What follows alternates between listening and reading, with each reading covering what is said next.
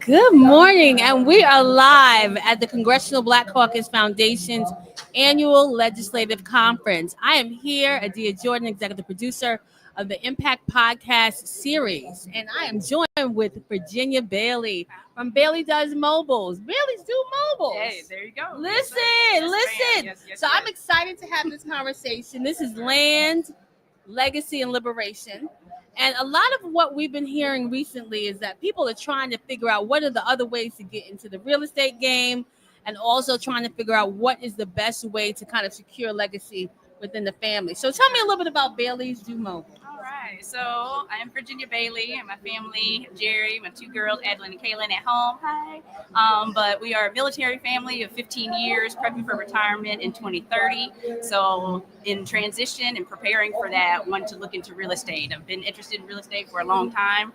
And there are a lot of different niches of real estate, right? Different areas. And never really found the one that I love but could do. Like we've had single family houses that we've rented out or sold and bought, etc.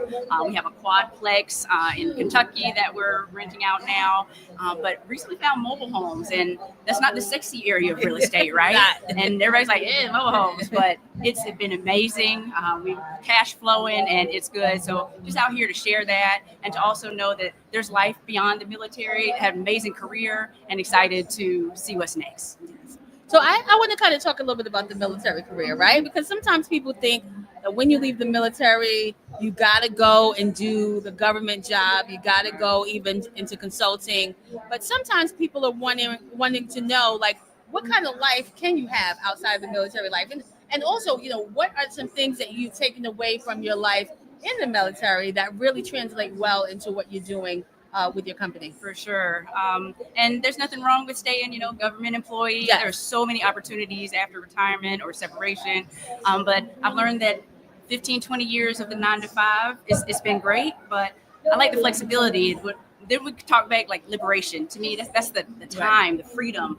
Or my girls have a game, or they have something at school, or husband needs to do whatever. I want to be available. I want to be able to shift my schedule. I don't necessarily want to clock in at 9 and leave or be late, and not be home for dinner. I just want to make something that's ours, which is the focus. But going into something different, instead of the civilian government life. Now, you could retire once and retire twice, right? But I want to be able to retire ourselves in different ways and provide that for our children, right? Leaving something for them that looks a little bit different. So I'm very excited about that. There's so many opportunities. And my dad used to say, like, keep your eyes on the prize. And that's what I'm doing. I started as an audiologist in the Army, actually. I know. So yeah. I was a clinician, direct care. I've known a long time. I don't like hospitals. I don't like being there. It's just not me. There's nothing wrong with it. But finally now in human resources and medical recruiting in the Army, and I'm loving it.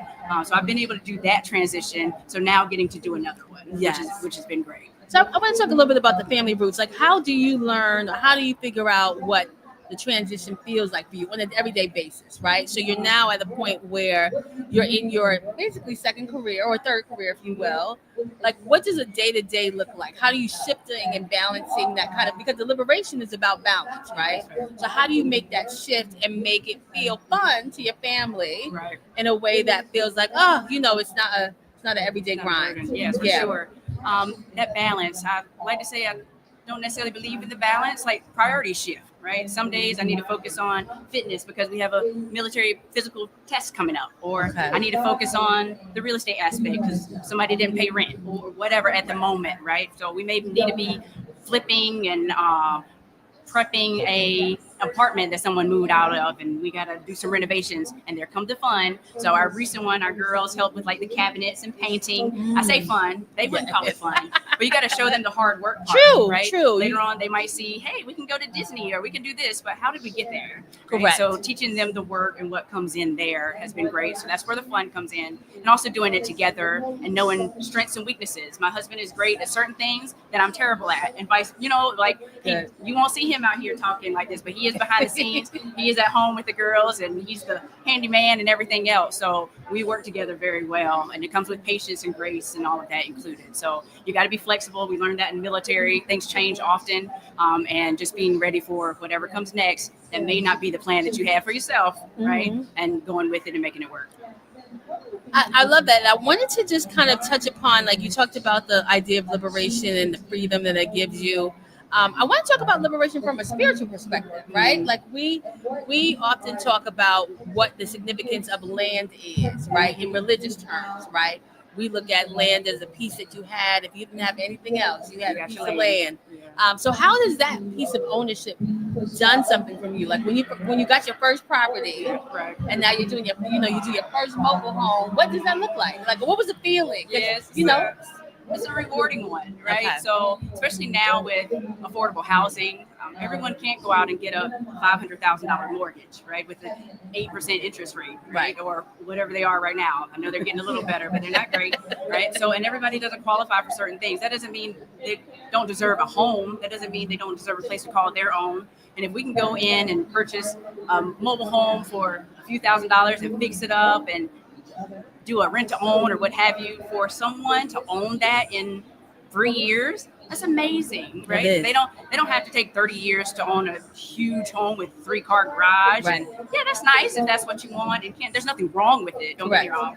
wrong. But there are other things to look at that may not look like the land that we're used to and that we Got it. dreamed of for so long. And as a homeowner, for me, you get that question sometimes about, like, did you make the right choice? Is the kind of home that you have, is it the right choice? But being able to give people the freedom of liberation for them, like it's not only the liberation that you have for yourself and your time, but also being able to give families and pass on that, where you're building legacy for them. You're helping them build legacy. I should say that. Yes. You're helping them build legacy. I think one of the things that I'm always curious to find out from people is, when you think about land and you buy a mobile homes now do not look like the mobile homes of before. So, like, what are the things that you've been finding out, like the challenges that you've had and the real exciting wins? Sure. And the investing arena that I'm in and focused on now. So yes, you see the mobile homes. If you go look for like a 2025, 2026 double wide mobile home that's updated and amazing, I mean they can cost even in a park, right? Without the land ownership, right? They look good, right? Focus though also on the ones that people might turn their nose up at. Like you drive through a park sometime. You have some mobile home parks near you. You may not know that they're there, right? There are mobile home parks everywhere. So drive through. They all look different. You can make them your own. But if you can purchase something for $4,000, put $2,000 in it, and then sell it to someone for $15,000 and quick, like that's a month. She is putting you on game, people. Hey, this She's is putting it's you on something, game. and it's something that you don't think about when we think about real estate investing. You think single family, multifamily, commercial, right? All of that for sure. You're like mobile homes, and again in parks, right? Correct. Some can be on land, and then you need a realtor and real estate and stuff. But mobile homes in parks is personal property. Correct. You switch them up like cars. I know. I switch the titles, and it's simple. Right. And I think, ever since COVID, people have been, really taking the idea of freedom to a new level. Yes. Even just the idea that people have forgone their whole life and decided, you know what, I'm just going to be mobile. I'm just going to pack up my stuff. I'm going to get an RV, or I'm going to pack up my stuff and I'm going to get a mobile home. So, like, when you talk to the people that you've, worked with, or even just in your travels, what has been like the most, I guess, fascinating story, if you will, or have you met a family that, like, this was completely life-changing for them and they didn't even really think that this was going to be it for them? Yes, for sure. So recently we did fix and flip. Okay. We actually purchased a mobile home from a park manager. Someone had vacated it and left about 2 weeks before we purchased it. I mean, you walk in, carpet was disgusting. Like, there are holes everywhere. Floors totally need to be redone. Fleas, mold, like, you were getting down and dirty. Okay. Right? Yes. Okay. Okay. So this is when you put on your hoodie and your boots and just go on in, right? But you have to see past that. You have to see the beauty in it. Like, what can we do with this, right? We can get the floors done, get a contractor, handyman. They're cheaper, right? So we want these safe and affordable, but you don't have to put a lot of money into them. Recently fixed it up, had it painted. A paint job on a mobile home can make it look totally different and spruce it up a bit. And so end up all in around about $15,000, right? Now doing a seller finance with a lady and her daughter. And then she's going through a divorce and all. So now they're moving to downsize and be together. And she'll pay me until it's paid off. $30,000. She'll be done in about 4 years. Wow. So not bad. Wow. And that's a cash flow. I'm not a landlord. Remember, we have that the quadplex. Yes. We have tenants. We don't want any more right now. Right. So do a seller finance, and it's hers. That's and good. Or the bank. Right? So you can set up these terms however you want.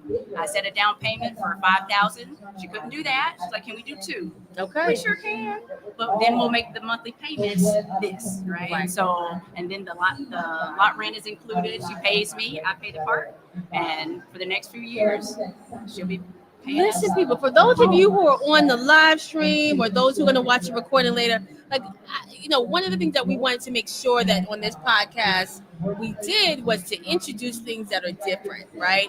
And people may not really understand the mobile home game, but I appreciate you for bringing us up to speed, right? Because there are some people where now you have the real estate market is changing. You have people who are concerned about, if they've lost their job, what do they now do? Do they lose the ability to say that they're a homeowner? But it's not that. It's just challenging you to think about what home ownership looks like to you a little bit differently. So I want to talk to you a little bit about just, your future thinking, right? You start off with the first home, you do the quadplex. Where do you see BaileysDoMobiles in the next 5-10 years? Yes, and then as an overarching umbrella, we have our Morning Ridge properties, my husband and I. So that's where like the quadplex and all is under that. Nice. So just growing that, especially focused on the mobile home arena, because again, per door, it makes a lot more sense, right? So goal-wise to own probably about 20-25 mobile home rentals, and then even spacing out into the park arena. Okay. Right? So when you own the park, you own the land, and that's a whole different ballgame. That's a whole different ballgame. That's land that literally. But definitely enjoying it and sharing the story, and for people to know, like, there are different things out there, right? Yes. You don't have to go with the norm or what you've heard or what someone else did. You do what makes you smile and makes you feel good inside. And if I can help make somebody a homeowner that looks a little different than someone else, then by all means, I want to do it. It makes me happy inside. Yeah. So I am really happy to have this conversation with you. Thank you. I do want to touch a little bit back on just the roots part, family roots. I mean, I know you are from the South. People can hear it. And it comes out. Yes, it comes out. When you talk about your family, and I've gotten the pleasure to know you for a long time. What has this done for your extended family? Did you get any blowback? Did you have any issues with them accepting kind of what you're doing? Not that it really matters that much, but Sure. I think sometimes people can see the long term, and sometimes people don't see it until it actualizes, right? So for sure. So I'm a Carolina girl, so I'm from North Carolina. My husband's from Buffalo, so we got a nice little mixture there, right? So born and raised 2-parent home, the single family house, lived in the same house all my life. So the military was different for me. I grew up same place forever. So moving around was different, and my kids have a totally different experience. But definitely supportive. My sister and her husband own properties. They're in Michigan. They pretty much own almost the block where they're at. That's what I'm saying. Nice. So it's a family thing. Okay. So she's definitely inspired me just to make it mine. Yes. Right? My mom is at home. My dad actually has dementia, so Alzheimer's Awareness Month, right? Shout out. So working with them and family changes, right? Is that people get older, things happen, health issues, etc. They've always been supportive. So I just go back with the stories ooh, guess what I did today? Ooh, sending pictures are you bought that? Yes. But it's been great. Family's amazing. There are the heartaches even just with certain deals and, I thought we had a buyer and something happened. So have cried some tears oh man, we still have this home. But the right person comes and the story comes and it's been worth it. So the family support has been good. Good. Sure.